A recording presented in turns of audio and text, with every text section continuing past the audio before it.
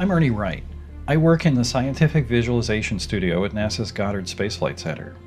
We're looking at a computer model of the view at the south pole of the moon. This is like a time lapse to show the motion of the sun and the Earth and how the shadows change over time. Things don't rise and set in the usual way here. The sun travels around the horizon, never getting more than 1.5 degrees above or below it, so there are always these long shadows. And from here, the Earth appears to be upside down and rotating backwards, but that's just because of our point of view. The Earth doesn't move much in the moon's sky. It's always in roughly the same place, just sort of bobbing around. That's true everywhere in the near side of the moon. It's a consequence of the moon always pointing the same face toward Earth. It takes about a month for the sun to make a complete circuit around the horizon, and every so often, it'll pass behind the Earth, creating an eclipse. I've slowed down time here a little so that it's easier to see.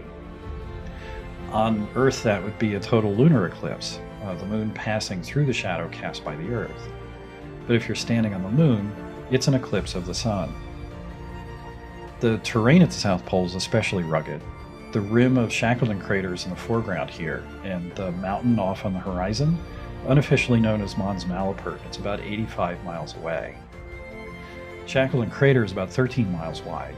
Not quite as wide as the Grand Canyon, but it's twice as deep.